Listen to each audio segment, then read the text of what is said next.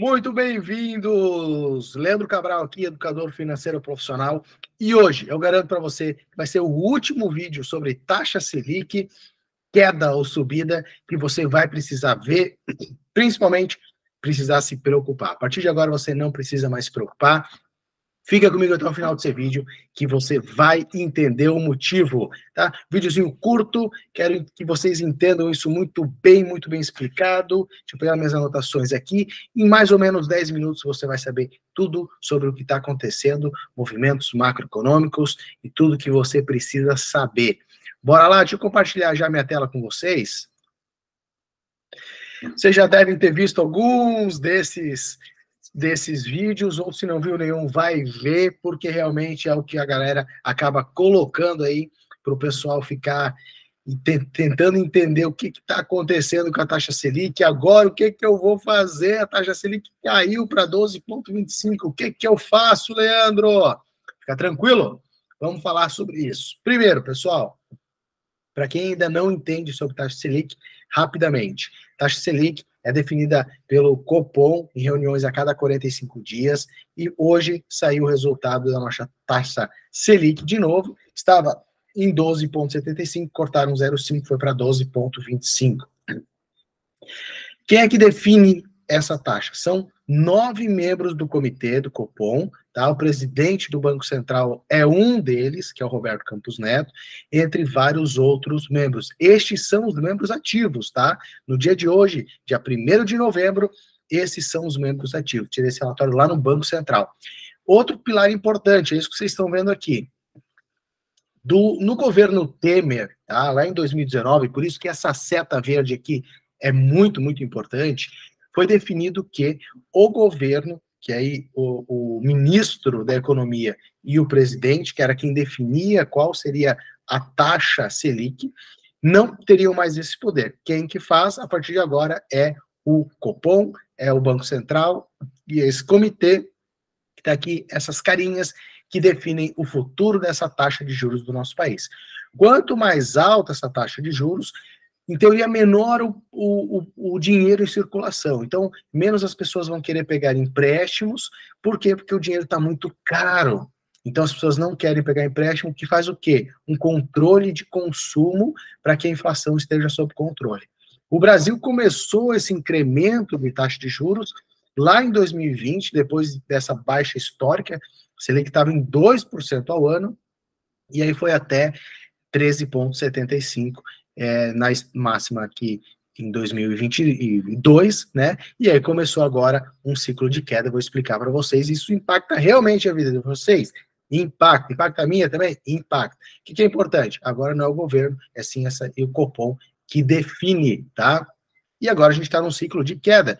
Observe que sempre tem esses ciclos, sobe e desce, são cíclicos, tá? Isso vai ser bem importante para algumas tomadas de decisões que estão vindo pela frente. Pilar número 2, vou desenhar esse ciclo, tá? Para que vocês observem o que está acontecendo daqui para frente. Então, aqui vocês viram o quê? Como estava daqui para trás, como já aconteceu. Agora, existe um desenho para frente. O que vai acontecer, Leandro? Como que eu vou tomar minhas decisões financeiras a partir de agora? Existe um indicador de mercado, existe um relatório de mercado oferecido pelo Banco Central do Brasil, que é o Boletim Focus, relatório Focus, tá? Se eu extrair do relatório dessa semana, tá? Hoje é dia 1º de novembro, então na segunda-feira saiu esse Boletim Focus, com as expectativas de mercado para 4 indicadores: inflação, IPCA, o PIB, o câmbio e a taxa Selic. O pessoal do Copom, eles levam em conta esses 4 indicadores, além de outros indicadores econômicos brasileiros e mundo afora, tá? O que está acontecendo hoje? O Brasil está com uma inflação, de certa maneira, estabilizada, em torno aí de 4,6%, e tem uma expectativa de inflação para o ano que vem aí em torno de 4%, tá? Tá aqui, ó, expectativa. Se você tirar esse relatório lá no site do Banco Central, você ainda consegue ver 2025 e 2026, como o mercado enxerga essas possibilidades. Inflação, PIB, câmbio e Selic. Vamos olhar Selic e IPCA. Por quê? Porque, de novo, como eu falei, a taxa Selic, ela controla o dinheiro na economia para justamente buscar algum método de frear a inflação. Se deixar solto, a inflação acaba subindo demais. Então, eles controlam a inflação com a taxa de juros, é um dos mecanismos que se existe para controle inflacionário. Isso a nível mundial. Vocês podem ver hoje os Estados Unidos subindo taxa de juros por lá para conter essa inflação. Tudo isso porque, tá? Lá em 2000 e... Perdão, pessoal. Lá no início do Covid, o que aconteceu? Os mercados, a economia global, entendeu que ia faltar dinheiro na economia, né? Porque fechou tudo, etc. Então, eles acharam que ia ser uma falta de dinheiro. E, na verdade, não foi isso que aconteceu. As pessoas ficaram em casa e aumentaram seus consumos. Então, não faltou dinheiro. Faltou o quê? Matéria-prima. Faltando matéria-prima, os preços são reajustados. Então, não faltou dinheiro no mercado. Faltou matéria-prima e aí sim se teve uma inflação muito alta. O Brasil começou esse aumento, esse incremento muito grande na taxa Selic lá atrás, enquanto o restante do mundo não fez esse trabalho. Por isso que hoje, o que eles falam que é o presidente do Banco Central, Roberto Campos Neto, foi eleito já como um dos melhores bancos centrais do mundo e da América Latina, e consequentemente sempre um dos melhores, tá? O melhor, tá? Da América Latina. Então é bem importante a gente analisar que o Brasil fez, sim, o dever de casa para conter justamente algo que é muito preocupante, que é a inflação, tá? E o que está acontecendo hoje? A taxa Selic estava em 13,75, foi para 13,25, e em dezembro de 23, expectativa chegar em 11,75, ou seja, mais uma queda de 0,50 esse ano, e para dezembro de 2024, chegar em 9,25. Então, a Selic o que está acontecendo com a taxa Selic? Está despencando, enquanto a inflação, dá uma olhada. A inflação segue estável.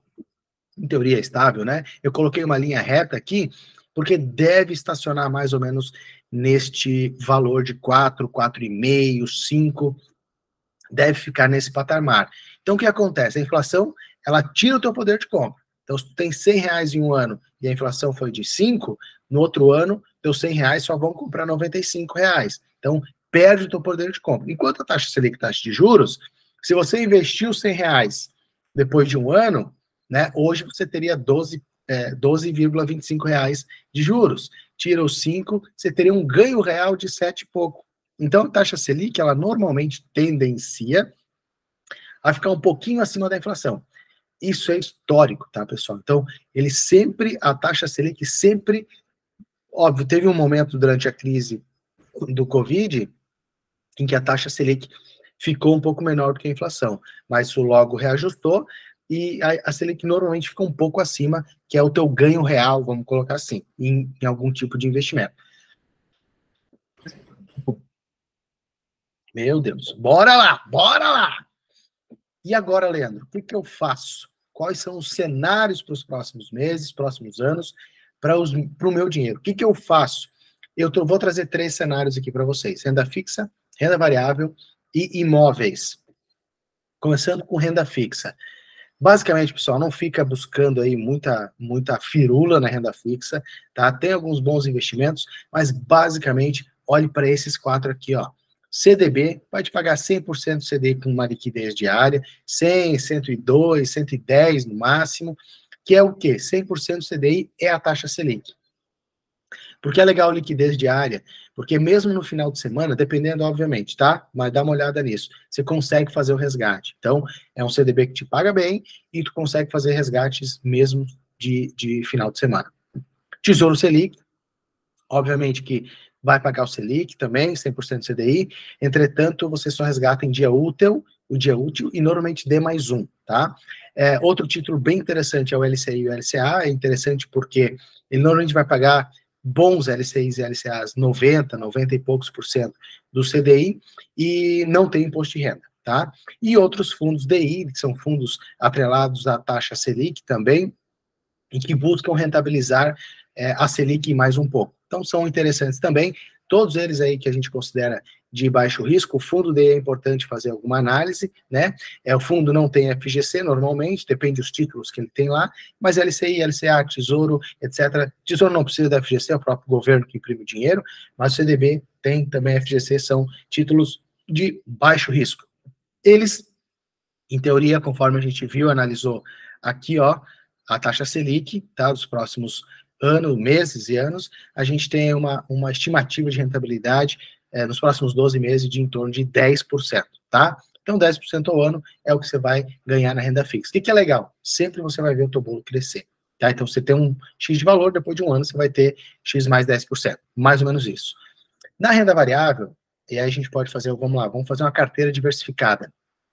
5 boas empresas, um banco, uma energia elétrica, uma empresa de alimentos, enfim, 5 boas empresas, 5 FIIs diferentes também, um FII agro, um FII de papel, um FII de tijolo, 5 ETFs, né, mercado europeu, mercado asiático, ouro, mercado americano.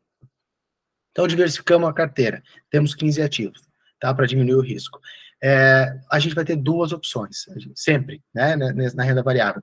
Uma delas é o ganho de capital. É quanto que, vamos lá, investir 100 mil, daqui a um ano, quanto que eu vou ter? E aqui é renda variável, eu não sei, não tem como nem te dar uma perspectiva, tá? Entretanto, existe uma teoria da curva invertida, que aí, estudando todo o passado, de que quando a taxa Selic está em queda, as ações FIIs e ETFs, você normalmente tem um ganho de capital, tá? A curva invertida. Quando a Selic cai, as ações FIIs e ETFs sobem. Entretanto, essa queda da Selic, ela está devagar. Então, talvez esse teu ganho de capital não venha nos próximos 12 meses, venha daqui 36 meses ou 48 meses, tá? Então, é importante. Por isso eu deixei um ponto de interrogação. Agora, os dividendos, que é ações boas pagadoras de dividendos, que tem uma empresa elétrica, uma Taesa, por exemplo, pagam em torno de 10% ao ano. Os FIIs pagam em torno de 10% ao ano também, beleza? Que é um aluguel que você tem do seu dinheiro. Então, renda variável também é interessante, tá? Antes eu quero relembrar uma coisa na renda fixa que eu anotei aqui no meu papel e não passei para vocês. Renda fixa você vai investir para 3, qual é o foco? 3, 1, reserva de emergência, tá? 2, reserva de oportunidade, e 3, uma reserva estratégica. Por quê? Porque você vai observar o que os outros dois mercados, renda variável e imóveis, podem te proporcionar melhor do que a renda fixa está te dando, tá? Então é interessante alocar valores na renda fixa para tu usar nas outras duas estratégias. E os imóveis aí que eu falo de Santa Catarina, a gente tem realmente ganho de capital em torno de capital, um montante financeiro, em torno de 20% ao ano, tá? Bons imóveis, seja na planta até quase pronto, você consegue esse ganho de capital, e dividendos aí em torno de 8% ao ano, que são os aluguéis. Pô, Leandro, legal, tá? Leandro, meio rápido esse vídeo. Beleza, pessoal? Assiste de novo, tá? Assiste de novo. Outra coisa, estou aqui para ajudar vocês. Quem comentar aqui abaixo, Leandro, quero uma reunião contigo para que a gente consiga entender hoje o meu cenário, para a gente entender como a gente pode diversificar, que estratégia de investimentos a gente pode adotar para mim e para minha família, tá? Pode me procurar também no @casaljuntosricos no meu Instagram. Eu estou aí para ajudar vocês, para que vocês parem de cair nessa cilada desses vídeos. Se ele caiu, agora o que eu faço da minha vida? Fica tranquilo, pessoal. O foco sempre é a médio e longo prazo, tá? A curto prazo a gente só olha cenários e deixa sempre bons investimentos alocados para não ter nenhuma surpresa lá na frente, fechou? Um grande abraço e até a próxima.